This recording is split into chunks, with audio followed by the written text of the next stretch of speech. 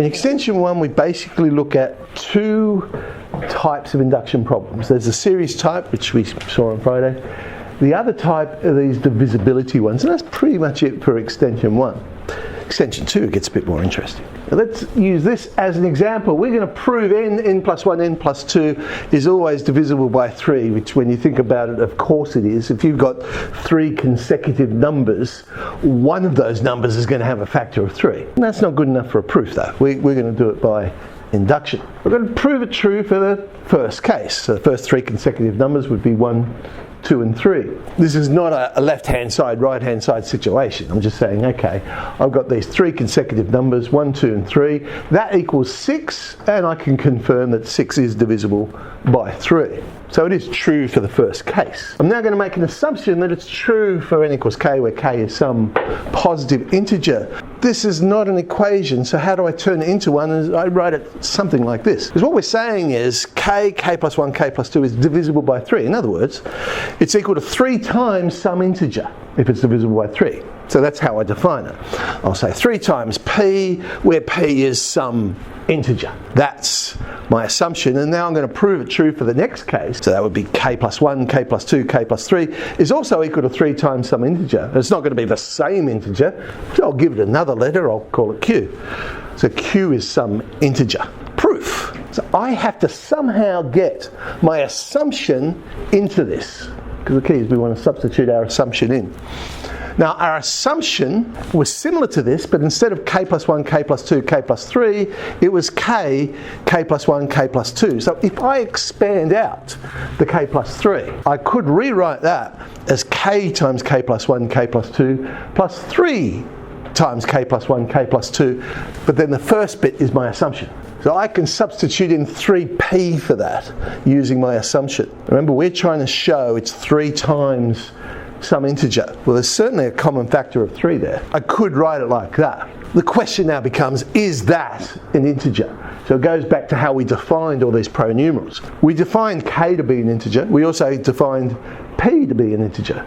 And therefore, well, if k is an integer, k plus 1 is. So is k plus 2. If you multiply 2 integers together, you will get an integer.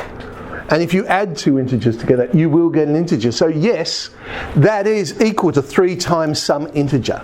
So I said, well, yep, that is 3q. Q is p plus k plus 1 times k plus 2, but yes, I can confirm that that would be an integer. Hence the result's true for k plus 1, if it's true for k, and then since it's true for 1, then it's true for all integers by induction. You see these ones a bit, where you've got a number to some power there. We're going to show this is always, in this case, divisible by 5. Well, first case would be, it would become 3 cubed plus 2 cubed, 27 plus 8, which is 35, and yep, 35 is certainly divisible by 5. So yep, it works. My assumption, 3 to the power of 3k plus 2 to the power of k plus 2 is equal to 5 times some integer. We want to prove for the next case. It will become 3 to the power of 3k plus 3 plus 2 to the power of k plus 3 is 5 times some integer. So how do I get my assumption into that? My assumption involved, let's just go back and look at it again. 3 to the power of 3k and 2 to the power of k plus 2. If I rearrange my assumption, I can make either one of those the subject of it and substitute in for that. So that's what I'm going to do then. I will split that first one up.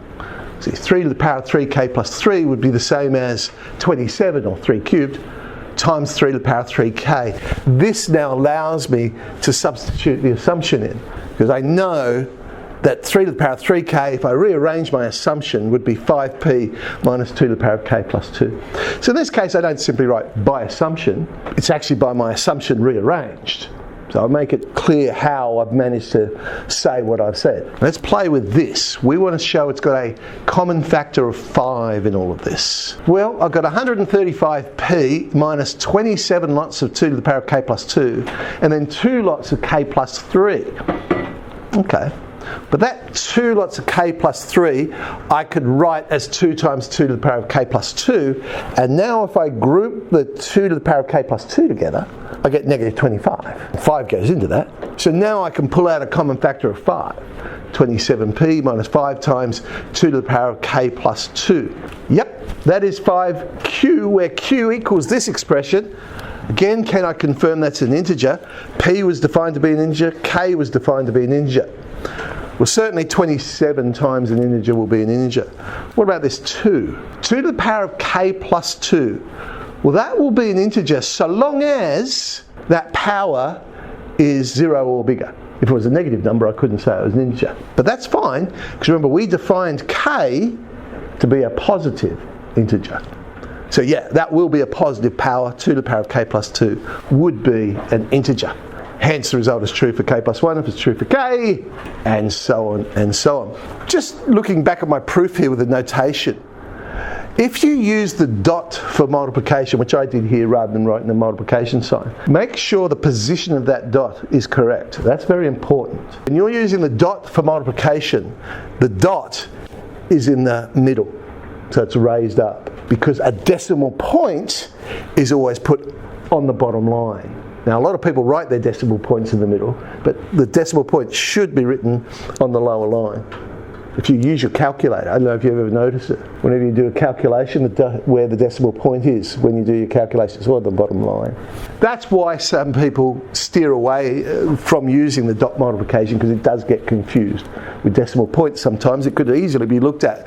Say, am I saying 5.2? Just be careful if you are using that dot multiplication. Let's try something a little bit different, one with polynomials.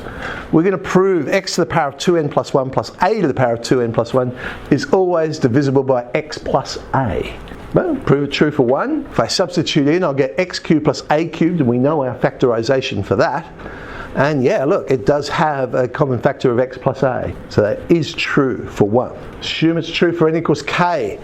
But here, instead of saying it's x plus a times some integer, it's no longer times some integer. I'm playing with polynomials.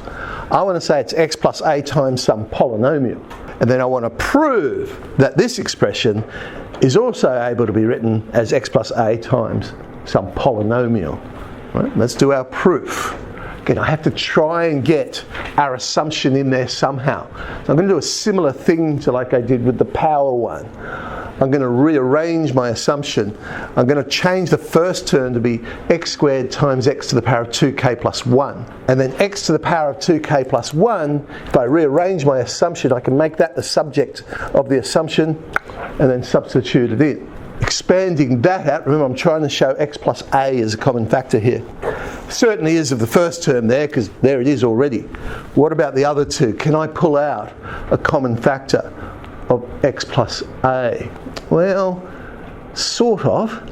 It's not immediately obvious, but if you look at my next line, it has a common factor of a to the power of 2k plus 1. I'm left with x squared minus a squared, which is of course the difference of two squares. And that I could write as x minus a, x plus a. I have that common factor of x plus a that I want to pull out. I pull out the x plus a. What's left inside is certainly a polynomial. I mean, x squared times a polynomial is going to create a polynomial. A to the power of 2k plus 1 times x minus a. It's definitely going to be a polynomial. There's always going to be a polynomial so long as the powers, remember, are whole numbers, positive whole numbers. Well, again, we've defined k to be a positive integer, so that's not an issue. That certainly will be a polynomial. Hence it's true for k plus 1 if it's also true for k, and so on, and so on. Okay, so 2b now is more of our divisibility type problems. A couple of notes here. Set notation. Now, yeah, the ones that we're going to prove normally is starting at n equals 1. So that's nice and easy. We can say where n is a positive integer. But just say it was something like this. It's actually proving for n is greater than or equal to 0. I can't say where n is a positive integer because 0 is not a positive integer. So it's a subtle difference. I would just say it's an integer where n is greater than or equal to 0. If I had to do something like whoa, this is a mouthful. Okay, for even integers, I could say something like this. For all even integers n greater than 0, I could write as for all n that are integers such that n is greater than 0, such that there exists an a, which is also an integer, where n is equal to 2a. Sometimes it's just easier to write where it's an even integer. You don't have to use symbolic notation. Words are fine. But the other thing I would say about these symbols, if you don't understand them, then don't use them. just write words. Okay, don't try and look fancy if you don't know how to write it down in the notation. Just say the words, then you get the answer out.